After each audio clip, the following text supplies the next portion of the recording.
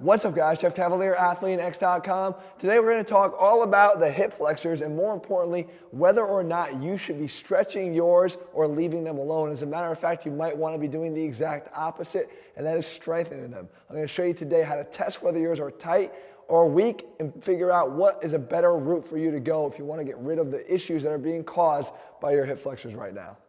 All right, the first thing that needs to be cleared up, though, is a little bit of anatomy. And not to bore you, but it's really important here, is that when we talk about the hip flexors, it's not a single muscle group. There's actually 5 muscles that are responsible for flexing the hip. 3 of them, the TFL, the rectus femoris, which is one of the quad muscles, and the sartorius, which is one of more of a groin muscle, they all attach at the level of the hip to the iliac crest. So they can only really flex the hip up to the level of the hip. But the 2 that we're really concerned about are the ones that bring it up higher than that, which is the psoas and the iliacus. And those are the 2 that when we talk about, oh, my hip flexors feel tight, those are the ones we're really talking about, because when they're tight, you usually get a lot of back pain. You can see why. The muscles of the psoas here attach to all the lumbar vertebrae. They literally go through the body and attach to the lumbar vertebrae. So when these are tight, they could actually be pulling on your lumbar spine and causing all kinds of issues. So we need to get to the bottom of whether or not it's a tightness that's causing issues here in your back or whether or not it's a weakness. Because again, the recommendations are going to be drastically different depending upon which of those 2 it is. All right, so let's start off by testing the flexibility in the hip, because we want to make sure that there is a tightness here before you start going ahead and stretching it. Because a lot of times what we're really hiding is more of a weakness instead of a tightness. But we can do that very easily with a quick test. You sit at the edge of a bench here, so it's about mid-thigh, okay, and then you're going to lay back, pull both knees up, and then drop one down. You want to make sure right off the bat that your low back is flat here, because what you're looking for is you're looking to see whether or not this leg, the one that's down, is in contact with the surface you're on, or whether it's floating up in the air like this. Okay, and the second thing you want to look for is whether or not the knee itself is capable of bending, and really ideally down to about 80 or 90 degrees, or is it more extended like this? Or it could be a combination of both. Because what we want to determine now is if we are in some position here where it's off the surface here and we have the inability to get our knee fully bent, we know we have some tightnesses, okay? But is it a quad tightness, the rectus femoris that we talked about, or is it more of an actual hip flexor? So what you would do is with the knee, let's say floating in this position, you would ask the person, or you would do it yourself, or you just straighten out the knee. If by straightening the knee, the leg goes down fully in contact with the surface here, that means that you have more of a quad tightness or a rectus tightness. Because when you took the quad off of that stretch and you relieved it, then it was able to go down, then everything else was loose enough to be able to get down. If on the other hand, when you do this and nothing changes, or it certainly doesn't get down to the level of the bench, well, now you've got a true hip flexor tightness, in which case that is when you want to actually start using your hip flexor stretches to attack that. But a lot of times when you see this yourself, you may realize, you know what? I really don't have a tightness. And that's when it starts to come back where I said in the beginning, you're manifesting something far different. You're manifesting probably a weak hip. And I want to show you how to test for that now too. Okay, so let's say you did not have a tightness, but you still feel that there's something off in your hip. It's what's causing you to really always want to stretch it. And by the way, if when you stretch it, you tend to get a little bit of temporary relief, but then an hour later, things are actually worse than they were before, then you're likely dealing even more with what we're going to talk about right now, and that is a weak hip flexor that all you're doing is stretching it and making it worse. So you want to do is you want to have a way to test that on you, and we can do that very simply. You take a box, any surface, that allows your knee to be higher than your hip when you put your foot on it, okay? And then what we want to do from here is lift off of that surface. Okay, so stand upright. Put your hands up behind your head so you can't cheat. We don't want to be leaning towards it. We don't want to be bringing our chest to the knee. We want to be able to bring our knee up to our chest.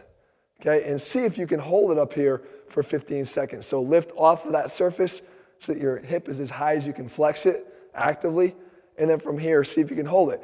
If you start to get a cramp in the outside of your hip, which would be in the tensor area here, that's a good indication that you have a weakness in this muscle group here, because it's asking for help from another muscle down below that isn't really equipped to do what you're asking it to do, which is flex above 90 degrees. If you remember back to the anatomy we showed earlier, the ones that attach at the level of the hip are good at flexing you to that level, but they're not so good at flexing you above. So by putting ourselves in this position here where our knees are already above 90 degrees, now the only thing we can do is use either that iliacus or the psoas to try to get us up here. And that's where you're going to find a good weakness if it exists.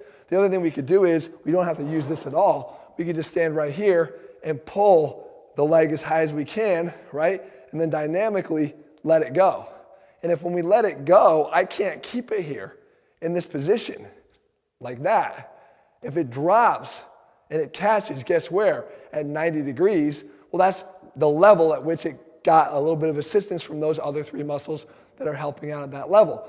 But I don't have the strength to be able to take it up at the above 90 position and hold it up above 90. So that would be a good indication. If you hold it here and you drop it and you can't hold it, you can't stop the leg until it gets to the level of 90. So let's say that's the case. What would you do? Well, that's an instance where the test becomes the exercise. You could actually go back in this position here and you do leg lifts right from here. So I'm in this position, I'm above 90, I want to strengthen the hip flexors, I put my arms up behind my head and I do leg lifts in that position, right? And I try to do that and hold that either for time or for reps. I could also take it up a notch by taking a band, anchoring it down to something low here, wrapping it around the foot this way, and then now I've got a resisted lift here to add even more strength as our hip flexors begin to start getting stronger. But the key is this, guys.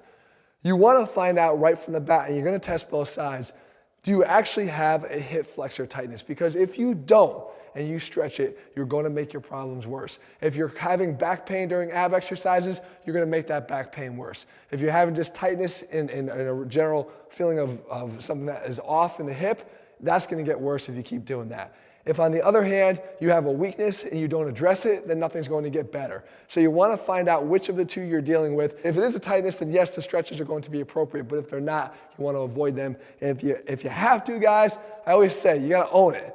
Own this. If you have a hip flexor weakness, then you got to own this and you got to start doing stuff about it. And as a matter of fact, maybe you're not doing enough explosive training.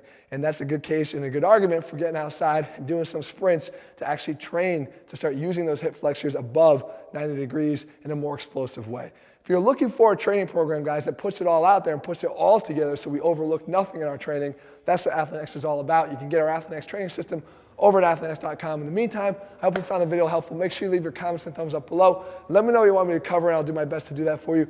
As you can see or hear, the voice is still not back, but that does not stop me from bringing the goods here to you guys each and every week here with our videos. So pardon me for the voice, but I hope you got some good information from this. All right, guys, I'll see you soon.